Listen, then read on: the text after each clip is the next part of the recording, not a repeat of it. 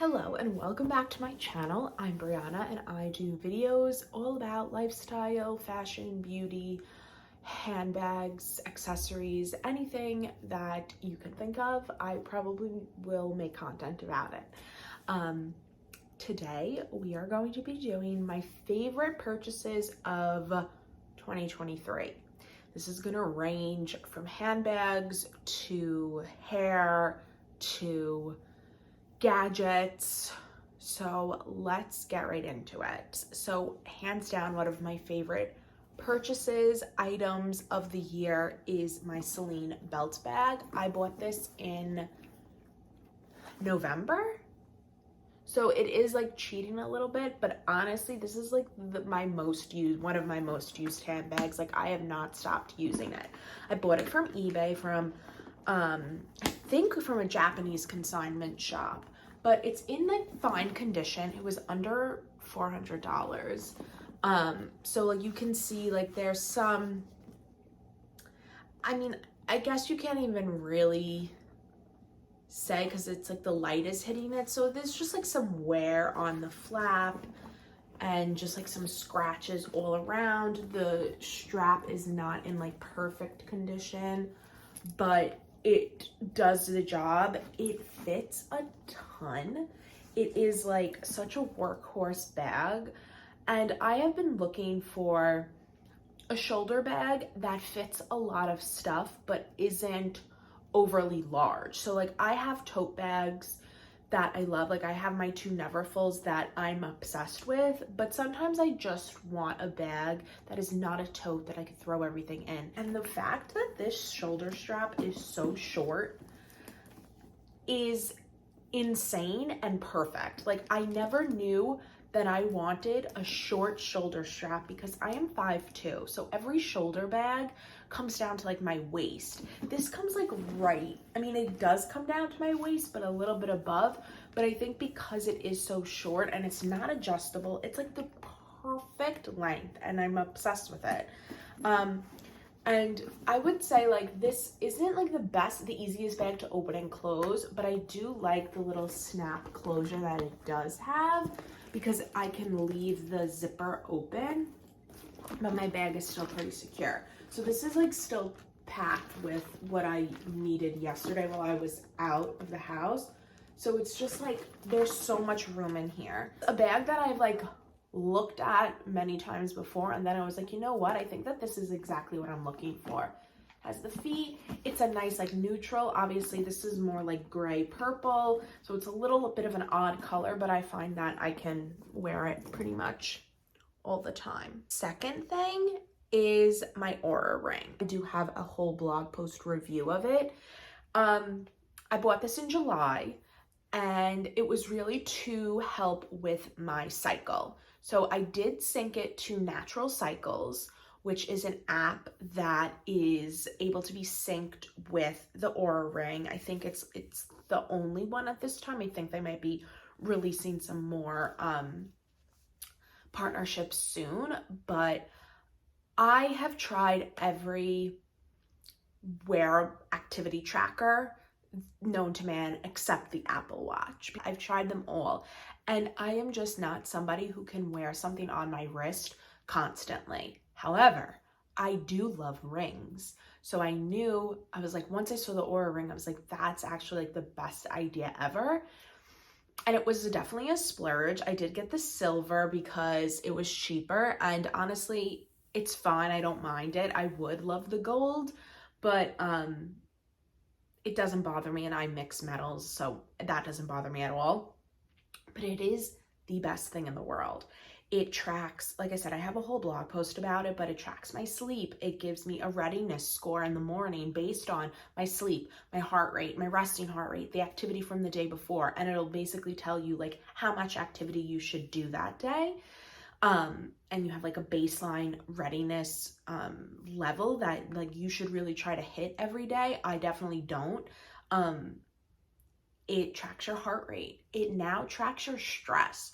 So you can see when your stress is spiking, and it'll tell you kind of like where you're at, if you had a normal day, if you had a stressful day. And that's been really helpful for me, because if I see that I'm like tracking really stressful, I can kind of take a step back and try to relax a little bit. I think the sleep has been my favorite part of it, because it does allow me to kind of have more insight into my sleeping patterns. Like, I would wake up really tired, but not really understand why, because I feel like I slept through the night. But then I would see that I was moving a lot in my sleep, that I was waking up without even kind of realizing it, or that my heart rate was really high and I was stressed in my sleep. And the Aura Ring tells you all of that. I will also say, like, TMI, but for the ladies, it accurately predicts my period to like the minute. It's actually sick, because it takes your temperature every morning. So you see, like, they have the little computer inside. So as long as you're wearing it consistently, and you have the computer on the underside of your palm, it will tell you, it tracks your period, and it basically tells you, like, you can expect your period on this day, and it'll show you, because you will have a temperature spike. It tells you when you're ovulating, because you'll have a temperature drop. It is, and if it syncs, the Aura Ring now does that like by itself, but if you sync it with natural cycles, you get even like more accurate predictions. It is one of the best things I've ever purchased. I'm so happy. I do not take it off. I think the only time I took it off was when I went to a wedding, but otherwise, like, I always leave it on. I do take it off to shower and wash my hands. You don't have to, because I also took it off when I was in the pool this summer, though you don't have to, because I think the Aura Ring has, it's like 32 feet of water. So like, you could go within 32 feet of water and it will still work. I think that that's the case, but it is safe to shower with. I just don't, because it feels weird to me. Like, I don't even like to wash my hands with it. The charge lasts for about 3 days.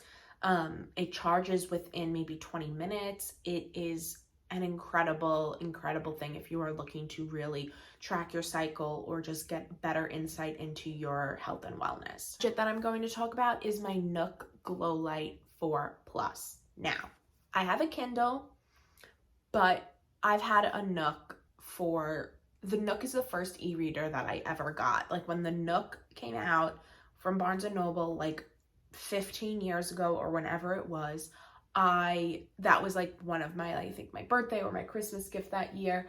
I wanted it because I was like very into Barnes & Noble, and I didn't want to give Amazon more of my money. And that kind of stayed with me, that mindset stayed with me up until maybe like 3 or 4 years ago, when I was getting a lot of ARCs on NetGalley to review on my blog, and I was reading them on my iPad, and it just wasn't, like, reading them on my iPad on my Kindle app, and it just like wasn't vibing. So I was like, you know what, I'm just gonna buy a Kindle. And I primarily only use that for ARCs, and I try to buy books on my Nook. They were doing pre-orders for the Nook Glow Light 4 Plus, and I immediately pre-ordered it. I think this was like $120, I forget, but it arrived in like the beginning of September or the end of August, and I am obsessed. I don't have a case on it, because I don't even think they make cases right now, but it's literally paper thin. I think it's the same width as the it's a little thinner than the Kindle, but you could see it's much bigger than the Kindle. It's about the size of my I would say my mini iPad, but it's lighter, obviously, or it might be a smidge bigger than the mini iPad, but I'm obsessed. I love the bigger size. I feel like I can see so much better. You still have the black and white, like, so it's not a tablet, so it is still like a traditional e-reader. I feel like it goes faster. I mean, I think it's newer than my Kindle, so obviously it might work a little better because it's like more up to date, but I am in love. Like, I just think that It's so easy. It does have like the little buttons here, so you can either swipe to turn the page, or you can use the buttons. Full review of it on my blog, so I will leave the link down below, but I personally just really love it. I think it has a lot of storage. I don't have the best Wi-Fi, so sometimes it goes a little slow, but it's just like so easy. I love it so much. Let's do a few beauty products.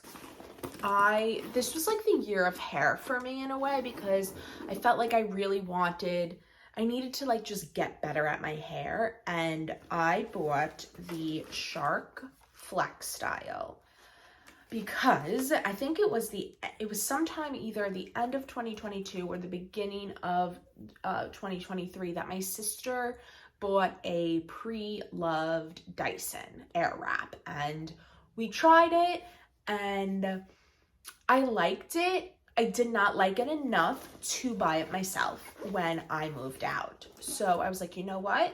I like this enough to buy the Shark. So after like doing a lot of research and like watching a ton of reviews, I did buy the Shark during the Sephora sale, and it ended up being definitely like one of the best purchases. This is included in my favorite beauty products of 2023, so I'll link that down below as well over on my blog. But it's so good. It's definitely it's a little heavier than the Dyson. It is different like this. So this is the Shark, and this is how you can blow dry your hair with it. And then there's the little tab here. It comes up straight, and then I have all my different, I store it in my high T large, and it has all the different attachments. And the attachments aren't as like smooth as the Dyson, but also the Dyson does not have big enough attachments for my hair, and that was a huge problem. So you have a paddle brush, and this is the one that I use the most, and it's the round brush head. The Dyson's brush head is so tiny that yes, it was taking me less time to do my hair, but like it just like wasn't giving me the effects that I wanted because the brush is so tiny. And maybe that's because technically it's not a blow dryer, it's an Airwrap.